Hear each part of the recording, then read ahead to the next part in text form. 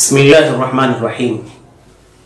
محترم ناظرین، سامعین، آج میں آپ کی خدمت میں تلاوت قرآن کے آداب اور اس کے پڑھنے کے طریقے کے سلسلے میں کچھ باتیں آپ کی خدمت میں قرآن و حدیث کی روشنی میں پیش کرنے جا رہا ہوں۔ امید ہے کہ آپ اسے سنیں گے اور دوسروں کو سنائیں گے اور خود بھی اس پر عمل کرنے کی کوشش کریں گے۔ ناظرین، آج میں نے یہ جو ٹاپک چنا ہے یہ اس لیے چنا کہ رمضان المبارک کا مہینہ شروع ہونے جا رہا ہے اور اس مہینے سے قرآن کریم کا بہت گہرا لگاؤ ہے۔ اس میں مسلمان کثرت سے قرآن کریم پڑھتے ہیں اور اکثر مساجد میں ایسے حافظوں کو طے کیا جاتا ہے اور اس کی کوشش کی جاتی ہے کہ ایسے حافظ طے کیے جائیں جس میں تراویح میں پورا قرآن سنائیں۔ ایک اچھی کوشش ہے اور ایسا ہونا بھی چاہیے، لیکن میں آج آپ کو یہ بتاتا چلوں کہ حافظوں میں بھی دو طرح کے حافظ ہیں۔ ایک وہ ہیں جو بڑے ہی اچھے انداز سے قرآن کریم پڑھتے ہیں، تجوید کے ساتھ پڑھتے ہیں اور جہاں ٹھہرنا ہے، جہاں وقف کرنا ہے وہاں وقف کر کے پڑھتے ہیں، تو یہ قابل مبارکباد ہے۔ لیکن اکثر ایسے حافظ ہیں جو قرآن کو جلدی جلدی ختم کرنے کے چکر میں اس کے آداب کی رعایت نہیں کرتے، وہ جس انداز سے قرآن کریم پڑھنا چاہیے اس کا خیال نہیں رکھا جاتا، یعنی اس کی تجوید کا خیال نہیں کرتے، جس کی وجہ سے اس کی میننگ میں اور اس کے معنی میں تبدیلی آ جاتی ہے۔ جیسے میں مثال پیش کروں آپ کے سامنے، قل هو اللہ احد، اس کے معنی ہے آپ کہہ دیجئے کہ وہ اللہ ایک ہے۔ ابھی جو قل ہے یہ حلق سے نکالنے کے بجائے قل هو اللہ احد اگر ہم نے پڑھ دیا تو اس کے معنی ہے کہ تم کھانا کھاؤ، وہ اللہ ایک ہے۔ تو اس طرح کی زمین آسمان کی تبدیلی ہو جاتی ہے، اور اکثر و بیشتر یہاں پر قرآن کریم کو جلدی ختم کرنے کے چکر میں قرآن کو اتنا فاسٹ پڑھا جاتا ہے کہ اس کی تجوید کا خیال نہیں رکھا جاتا۔ جیسے میں بھی پڑھ کر سناتا ہوں جو کہ غلط ہے۔ الحمدللہ رب العالمین الرحمن الرحیم مالک یوم الدین ایاک نعبد و ایاک نستعین اهدنا الصراط المستقیم صراط الذین انعمت علیہم غیر المغضوب علیہم ولا الضالین آمین۔ ناظرین، یہ جو قرآن اس طرح کا پڑھنا ہے یہ قرآن کے ساتھ مذاق ہے، یہ قرآن کے ساتھ کھلواڑ ہے، یہ قرآن کے ساتھ کامیڈی ہے۔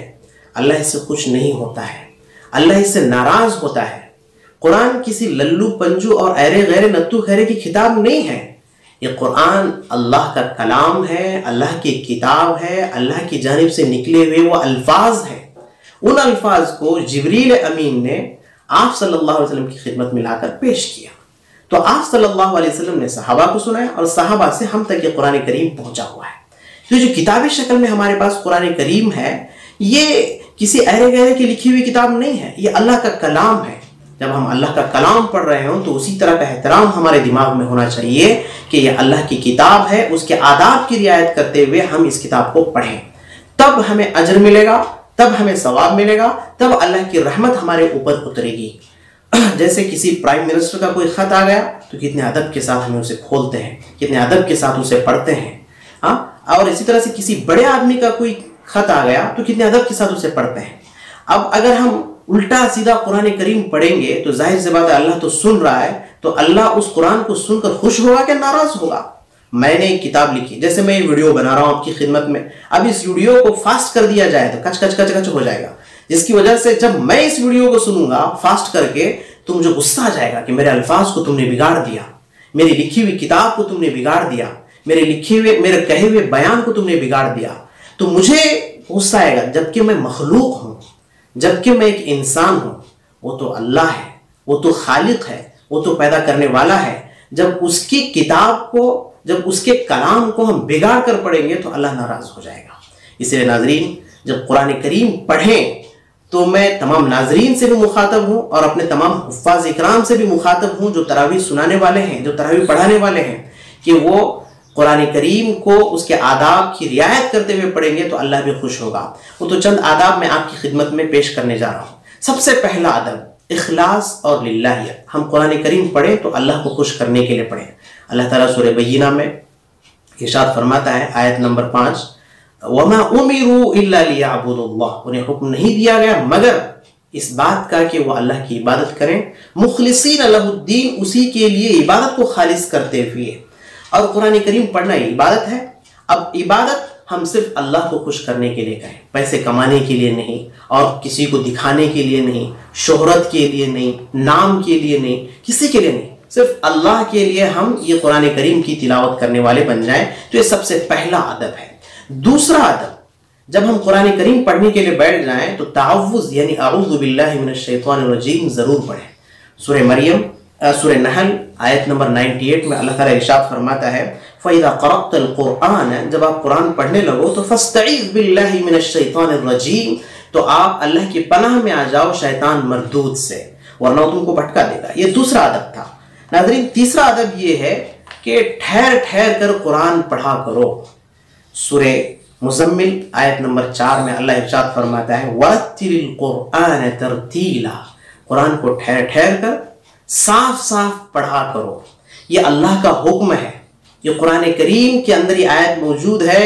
سورہ مزمل آیت نمبر 4 اللہ صاف حکم دے رہا ہے کہ قرآن کریم کو صاف صاف ٹھہر ٹھہر کر پڑھا کرو۔ اور آپ صلی اللہ، ظاہر سی بات ہے جب آپ صلی اللہ علیہ وسلم پر یہ قرآن اترا ہے تو اب ہمیں دیکھنا چاہیے کہ ہمارے نبی قرآن کیسے پڑھتے تھے۔ صحیح بخاری حدیث نمبر 5046، حضرت انس رضی اللہ تعالیٰ عنہ ارشاد فرماتے ہیں کہ نبی اکرم صلی اللہ علیہ وسلم قرآن کی آیات کو کھینچ کھینچ کر پڑھا کرتے تھے، یعنی بسم اللہ الرحمن الرحیم۔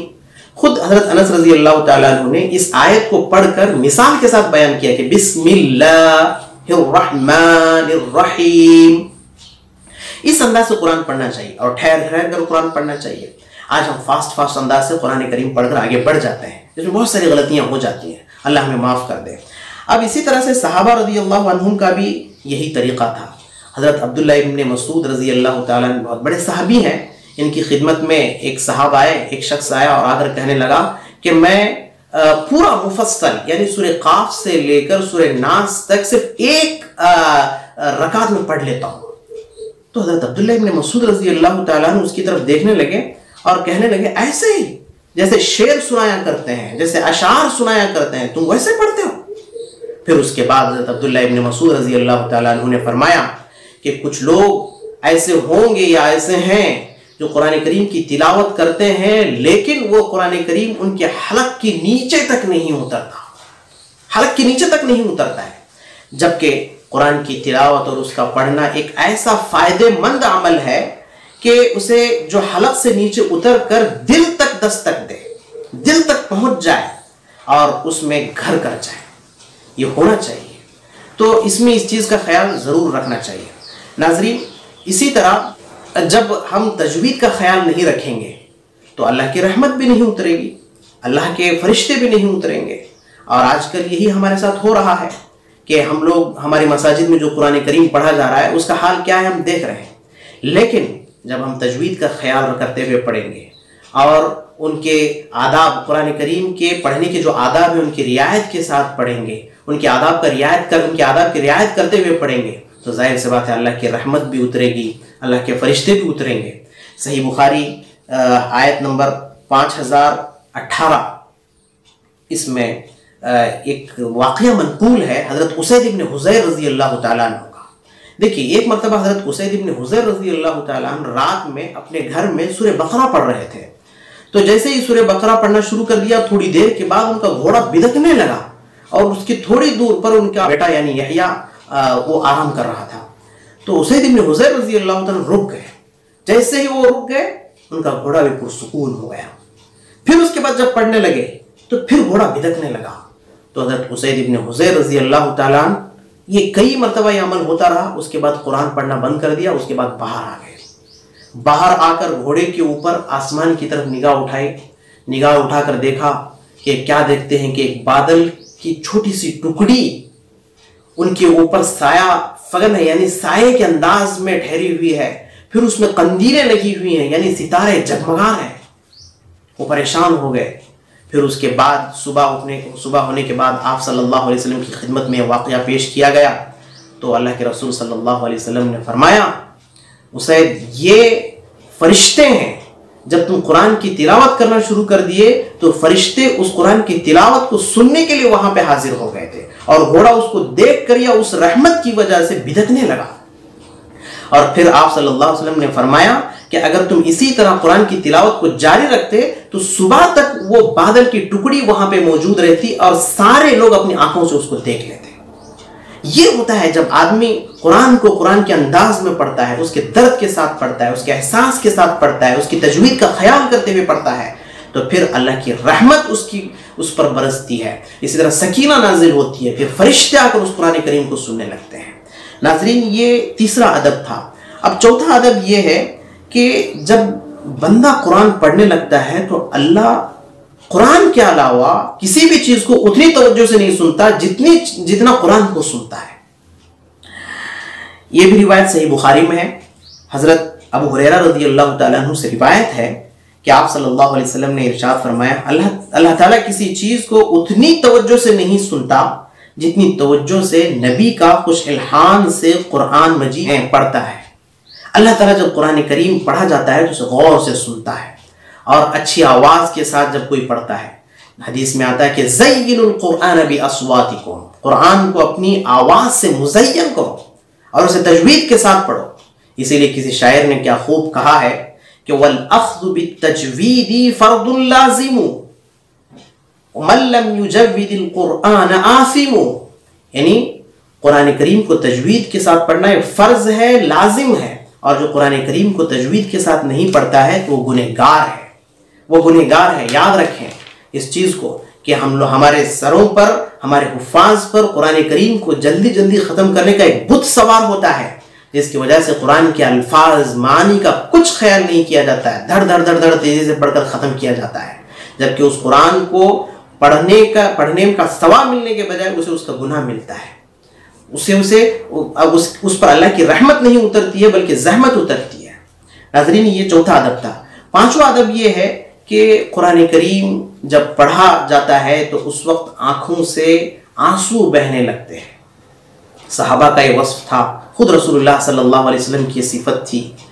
سورہ مریم آیت نمبر 58 اللہ تعالیٰ ارشاد فرماتا ہے اذا تتلی علیہم آیات الرحمن، جب رحمان کی آیتیں ان پر پڑھی جاتی ہیں، ان کے سامنے پڑھی جاتی ہیں تو خروا، گر پڑتے ہیں، سجدن، سجدہ کرتے ہوئے، وبکیا، روتے ہوئے۔ یہ قرآن کریم کا اثر تھا۔ آج جب ہم جلدی جلدی قرآن پڑھتے ہیں تو اس کا اثر بھی ختم ہو گیا، اس کا اثر بھی کچھ نہیں ہوتا ہے۔ تو جب قرآن پڑھتے ہیں تو آنکھیں اشکبار ہو جاتی ہیں۔ یہ پانچواں ادب تھا۔ چھٹا ادب یہ ہے کہ تلاوت کرتے ہوئے تدبر کرنا۔ تدبر سے مراد غور کرنا۔ ظاہر سی بات ہے یہ وہی شخص کر سکتا ہے جو قرآن کو سمجھتا ہے، جس کے اندر سمجھنے کی صلاحیت ہے۔ خود اللہ تعالیٰ ارشاد فرماتا ہے سورہ صاد آیت نمبر 29 کہ کتاب انزلناہ الیک مبارک لیدبروا آیاتہ ولیتذکر اولو الالباب، ایک مبارک کتاب آپ کی خدمت میں اتاری گئی ہے تاکہ وہ لوگ غور کریں اس کی آیات میں، اور عقل والے ہی اسے نصیحت حاصل کرتے ہیں۔ اللہ خود قرآن میں کہہ رہا ہے کہ اس سے تدبر کرنا چاہیے، غور کرنا چاہیے، سمجھنا چاہیے۔ یہ چھٹا ادب تھا۔ ساتواں آخری بات میں یہ بتانا چاہ رہا ہوں کہ اگر ان آداب کا خیال کرتے ہوئے تلاوت کریں گے اور اس قرآن کو دستور حیات بنا کر اپنی زندگی میں اس کو نافذ کرنے کی کوشش کریں گے تو یقیناً یہ ہمارے لیے فائدہ مند ہوگا۔ اگر ہم آداب کا خیال نہیں رکھیں گے اور اسی طرح سے اس کو اپنی زندگی میں اتارنے کی کوشش نہیں کریں گے اور اس کو تجوید کے ساتھ نہیں پڑھیں گے تو یاد رکھیں خود ہمارے رسول صلی اللہ علیہ وسلم اللہ کے سامنے ہمارے خلاف کہیں گے۔ قرآن کریم میں خود اللہ فرماتا ہے سورہ فرقان آیت نمبر 30 وقال الرسول، اور رسول کہیں گے یا ربی، اے رب، ان قومی، میری قوم نے اتخذوا هذا القرآن مہجورا، اس قرآن کو چھوڑ دیا، اس قرآن پر عمل کرنا چھوڑ دیا، اس قرآن کو جس انداز سے پڑھنا چاہیے تو اس انداز سے پڑھنا چھوڑ دیا۔ تو ناظرین، یہ چند باتیں تھیں۔ ہم ان آداب کا خیال کرتے ہوئے قرآن کریم کی تلاوت کرنے کی کوشش کریں گے تو اللہ کی رحمت بھی اترے گی، اور فرشتے بھی ہمارا کلام، یعنی جب ہم پڑھنے شروع کر دیں گے فرشتے بھی سننے کے لیے آئیں گے۔ تو یہ چند باتیں تھیں۔ میں امید کرتا ہوں کہ آپ خود اس کو سنیں گے اور دوسروں کو بھی اس شیئر کریں گے اور ہمارے چینل کو سبسکرائب کریں گے، اور ہم اللہ سے دعا کرتے ہیں کہ اللہ تعالی ہم تمام کو جو باتیں ہم نے کہی ہیں، ہمیں بھی اور آپ تمام کو بھی ان تمام باتوں پر اور سنی ہوئی باتوں پر عمل کرنے کی توفیق عطا فرمائے۔ وآخر دعوانا